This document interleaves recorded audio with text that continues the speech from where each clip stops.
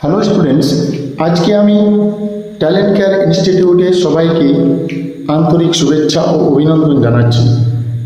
যে সমস্ত ছাত্রছাত্রীরা ক্লাস 6 থেকে শুরু করে 10 পর্যন্ত যারা পড়াশোনা করছে অথচ বীজগণিতের যোগ বিয়োগ গুণ ভাগ এগুলো কিছুই পারে না, তাদের জন্য আমি একটি কোর্স কমপ্লিট করব যেগুলো বেসিক নলেজ সেগুলো তাদের জানা নেই, তাদের মাথায় কোনো মতে অঙ্ক ঢুকে না। তাহলে আজকে আমি যে কোর্সটা শুরু করছি সেটা ভালো করে সবাই লক্ষ্য করবে। আজকে যেটা দিয়ে শুরু করব, আমার প্রথম ক্লাসটি সেটা হলো কি বীজগণিতের যোগ বিয়োগ। এভাবে আমি একদিন যোগ বিয়োগ, একদিন গুণ, একদিন ভগ্নাংশের যোগ বিয়োগ, এইভাবে পুরো যে বেসিক নলেজ যেমন কাটাকাটি আছে এগুলো আমি কমপ্লিট করাবো। সবাই চ্যানেলটিকে ফলো করবে এবং এই সুবিধাটা সবাই নেওয়ার চেষ্টা করবে। খুবই সহজ, আশা করি ক্লাস করতে সবাইকে ভালো লাগবে। তাহলে শুরু করা যাক।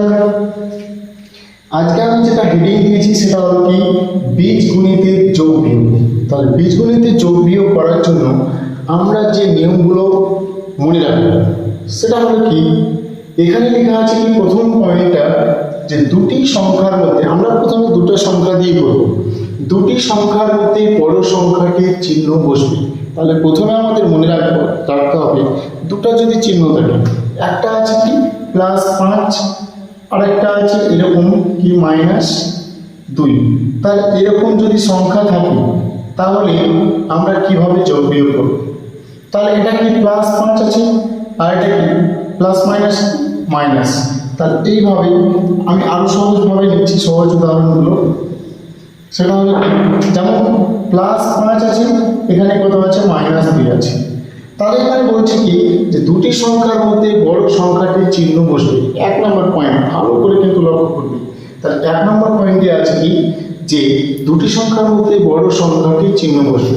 তাহলে এখানে বড় কি আছে +5 না -2? আমরা খুব সহজেই দেখতে পাচ্ছি কি বড় সংখ্যাটা হলো কি 5। 5-এর আগে কি চিহ্ন আছে প্লাস, তাহলে আমরা চিহ্ন কি বসবে চোখ বন্ধ করে বলে দিলাম কি প্লাস। তারপরে লেখা আছে দুটি চিহ্ন আলাদা হলে বড়টি থেকে ছোট সংখ্যাটি বাদ। তাহলে দুটো চিহ্ন, এটা কি আছে প্লাস আছে আর এটা কি আছে, এই চিহ্নটা কি আছে প্লাস আর এই চিহ্নটা আছে কি মাইনাস। তাহলে দুটো চিহ্ন যদি আলাদা হয়, এখানে লেখা আছে দুটো চিহ্ন আলাদা হলে বড়টি থেকে ছোট সংখ্যাটি বাদ হবে। তাহলে বড় সংখ্যা থেকে ছোট বাদ, তাহলে 5 থেকে 2 বাদ হবে 2। তাহলে এখান থেকে আমাদের উত্তরটা কিন্তু হয়ে গেল।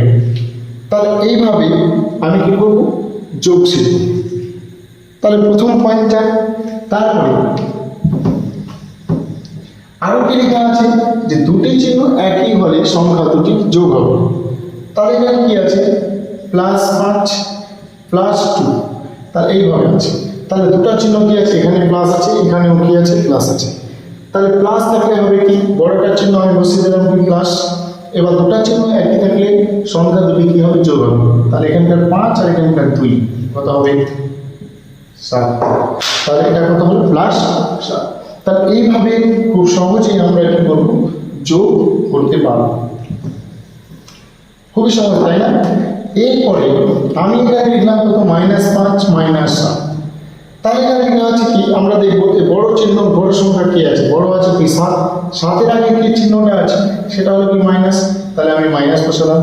দুটো চিহ্ন এটাও মাইনাস এটাও মাইনাস, তাহলে দুটো চিহ্ন একই হলে সংখ্যা দুটি যোগ হবে। দুটো চিহ্ন একই, তাহলে 5 আর 7 কত হবে 12 হবে। তাহলে খুবই সহজ, তাই না? তাহলে এইভাবে আমরা কি করব যোগ বিয়োগ করব। এবার এখানে বলা আছে সংখ্যা দুটির চিহ্ন আলাদা, চিহ্ন আলাদা কিন্তু সংখ্যা দুটি সমান হলে কি হবে, তার উত্তরটা হবে 0 হবে। কেমন করে? আমি এখানে প্লাস লিখলাম 5 আর এখানে লিখলাম কত -2।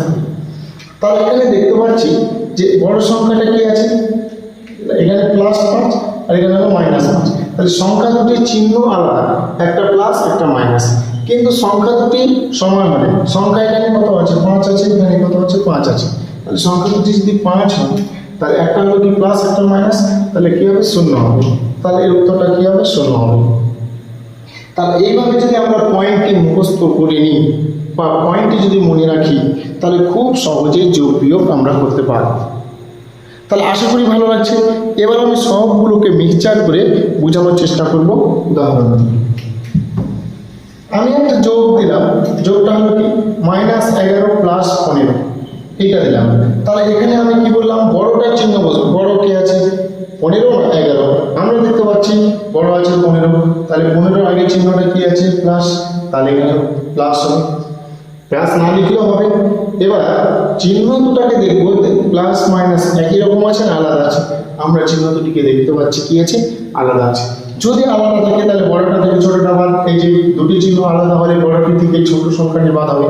তাহলে এখানে 15 থেকে 11 বাদ দিলে কত হবে 4, তাহলে উত্তর হয়ে গেল কি +4। তাহলে খুব সহজ তাই না? তো এইভাবেই -7 +7 দিলাম, ধরুন +7, এখানে তো মাইনাস কত 15।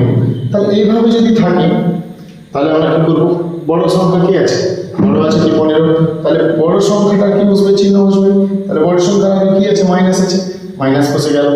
এবার বড়টা থেকে দুটা চিহ্ন যেহেতু আলাদা আছে, একটা প্লাস একটা মাইনাস, তাহলে দুটা চিহ্ন যদি আলাদা থাকে তাহলে কি হবে, বড়টা থেকে ছোটটা বাদ হবে।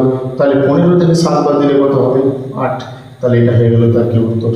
তাহলে খুবই সহজ, খুবই সহজ।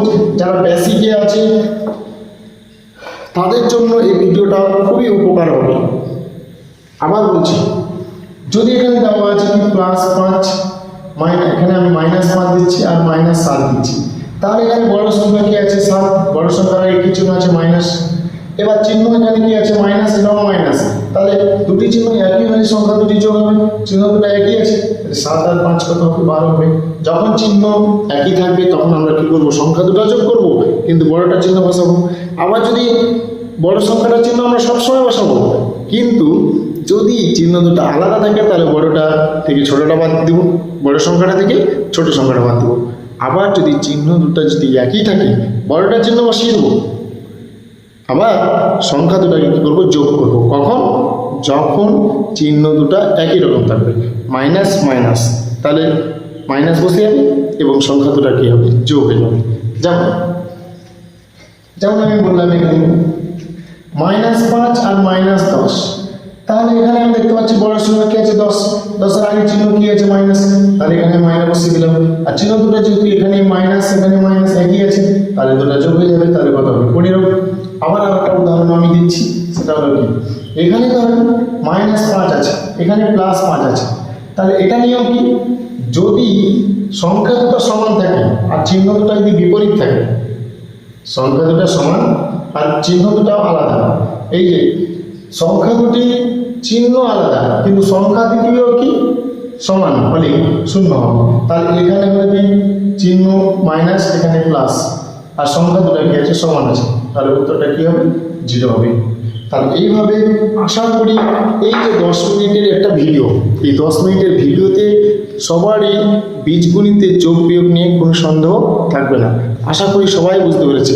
যদি বুঝতে না পেরে থাকে তাহলে কমেন্ট করবে, আমি পুনরায় আবার ভিডিও করে বোঝানোর চেষ্টা করব। Thank you all.